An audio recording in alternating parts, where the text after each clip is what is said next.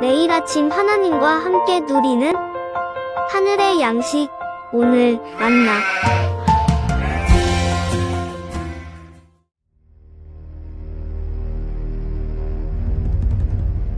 요셉을 양떼같이 인도하시는 이스라엘의 목자여, 귀를 기울이소서. 그룹 사이에 좌정하신 이여, 빛을 비추소서. 에브라임과 베냐민과 므낫세 앞에서 주의 능력을 나타내사 우리를 구원하러 오소서. 하나님이여, 우리를 돌이키시고 주의 얼굴빛을 비추사 우리가 구원을 얻게 하소서. 만군의 하나님 여호와여, 주의 백성의 기도에 대하여 어느 때까지 노하시리이까? 주께서 그들에게 눈물의 양식을 먹이시며 많은 눈물을 마시게 하셨나이다. 우리를 우리 이웃에게 다툼거리가 되게 하시니 우리 원수들이 서로 비웃나이다. 만군의 하나님이여, 우리를 회복하여 주시고 주의 얼굴의 광채를 비추사 우리가 구원을 얻게 하소서. 주께서 한 포도나무를 애굽에서 가져다가 민족들을 쫓아내시고 그것을 심으셨나이다. 주께서 그 앞서 가꾸셨으므로 그 뿌리가 깊이 박혀서 땅에 가득하며 그 그늘이 산들을 가리고 그 가지는 하나님의 백향목 같으며 그 가지가 바닥까지 뻗고 넝쿨이 강까지 미쳤거늘 주께서 어찌하여 그 담을 허시사 길을 지나가는 모든 이들이 그것을 따게 하셨나이까? 숲속의 멧돼지들이 상해하며 들짐승들이 먹나이다. 만군의 하나님이여, 구하옵나니 돌아오소서. 하늘에서 굽어보시고 이 포도나무를 돌보소서. 주의 오른손으로 심으신 줄기여, 주를 위하여 힘있게 하신 가지니이다.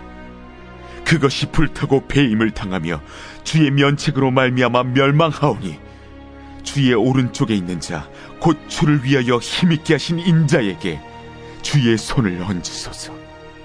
그리하시면 우리가 주에게서 물러가지 아니하오리니 우리를 소생하게 하소서. 우리가 주의 이름을 부르리이다. 만군의 하나님 여호와여, 우리를 돌이켜 주시고 주의 얼굴의 광채를 우리에게 비추소서. 우리가 구원을 얻으리이다.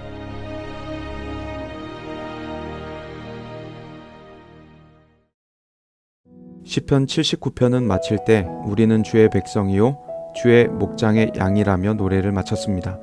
80편도 시작하며 양과 목자의 이미지를 드러냅니다. 그리고 시인은 이스라엘 과거의 영광을 그리워하고 돌이키고 싶은 심정인 것처럼 보여집니다. 그 간절한 바람을 상당히 멋진 은유를 사용하여 노래하고 있습니다. 여호와의 이미지는 요셉을 양떼같이 인도하시는 이스라엘의 목자로 나타납니다. 창세기 48장에 요셉을 축복할 때 사용된 출생부터 기르셨다는 하나님께 대한 고백이 나타나죠. 나의 출생으로부터 지금까지 나를 기르신 하나님, 이것이 바로 요셉을 축복할 때 사용된 하나님께 대한 신앙 고백이었습니다. 여기서 길렀다는 것이 곧 목자 이미지인 것이죠. 주님은 이스라엘을 데리고 다니며 풀을 뜯게 하셨고 물을 먹이시며 키우셨습니다.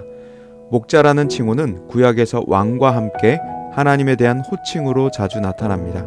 그런데 왕보다 목자는 좀 더 따뜻하고 친근한 이미지를 갖게 되죠. 시인은 하나님을 그처럼 가깝게 느끼고 있는 것입니다. 그 목자는 그룹 사이에 좌정하신 분이십니다. 이것은 용사의 모습이죠. 하늘을 날며 호령하는 전차를 타고 그 전차의 날개로 백성을 보호하시는 모습입니다. 그룹 위에 앉아 용맹하게 백성을 지키고 다스리지만 목자로서 그 백성 가운데 함께 거하시는 분이시죠. 그 하나님께서 빛을 비추시고 구원하러 오시길 바라고 있습니다. 그 빛은 천둥, 번개와 같이 위엄과 공포와 힘을 가진 빛일 것입니다. 그래서 시인은 자신들의 돌이킴이 필요하다고 생각하고 있습니다. 돌이켜 주의 빛을 얻고 구원받기를 갈망합니다. 이것은 이스라엘의 회복이고 온전한 회복입니다. 그렇다면 이스라엘은 왜 돌이켜야 할까요? 이스라엘은 포도나무로 비유가 되고 있습니다. 하나님이 그 포도나무를 애굽에서 가져다가 다른 민족을 쫓고 심고 가꿔 뿌리가 깊이 박혀 땅에 가득했습니다. 출애굽과 정착을 시적으로 노래한 것이죠.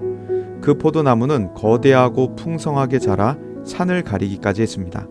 가지가 바다까지 넝쿨이 강까지 갔다고 합니다. 과장된 표현을 사용해 하나님의 복으로 번영한 이스라엘을 노래한 것이죠. 그런데 그 번영이 사라지고 말았습니다. 주님께서 담을 허셨고 지나가는 누구나 포도를 땁니다. 짐승들이 포도를 먹습니다.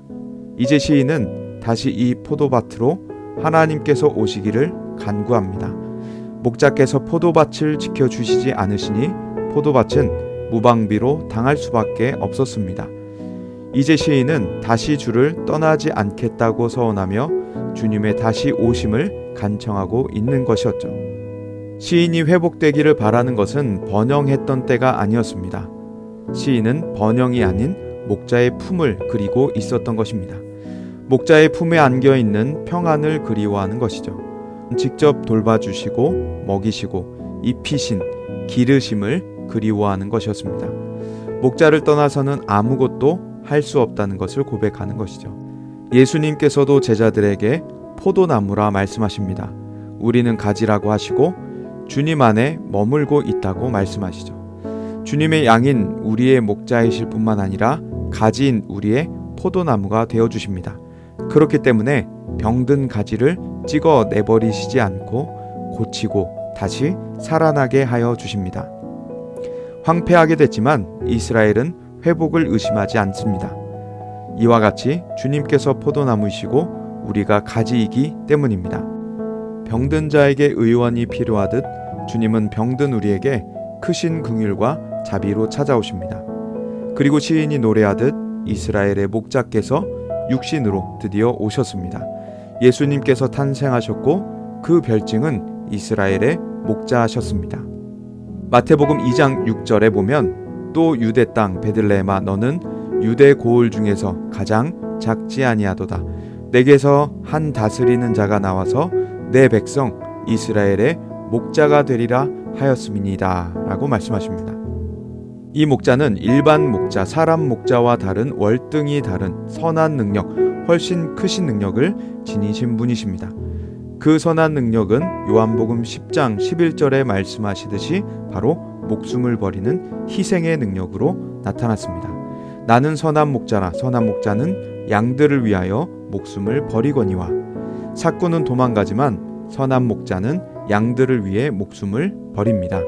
바로 우리 하나님께서는 양과 같은 우리가 각기 제 길로 가더라도 우릴 버리시지 않으셨습니다. 하늘 나는 왕좌를 타시고 날개를 펴시며 우릴 구하러 오셨습니다.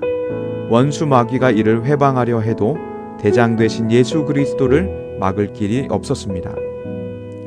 주님은 우리에게 오셨고 우릴 구해내셨습니다. 죄와 사망으로부터 구해내시고 상한 포도나무였던 우릴 고쳐 다시 살아나게 하셨습니다. 다시 뿌리가 깊게 박혀 크게 자라게 하셨습니다. 숲을 이뤄 산에 그늘을 주게 하셨고 바다까지 강까지 뻗어나가게 하셨습니다. 그게 바로 목자 되신 그리스도께서 우리를 향해 베푸신 일들이었습니다. 목자 되신 주님은 병들고 상한 우리에게 찾아오십니다. 다시 우리에게 고개를 돌리시고 빛을 비추십니다. 제멋대로 길을 가고 무지하여 반항하여도 싫어버리지 않으십니다. 연약할수록 더욱 긍휼을 베푸시고 귀하게 여기시며 아껴주십니다. 우린 주님의 양으로 돌봄을 받습니다. 우린 그 품 안에서 먹고 안기고 누워 쉬기도 합니다. 목자 대신 주님 안에 있는 안위, 그것을 버리지 않고 다 받아 누리는 우리가 되기를 기도합니다.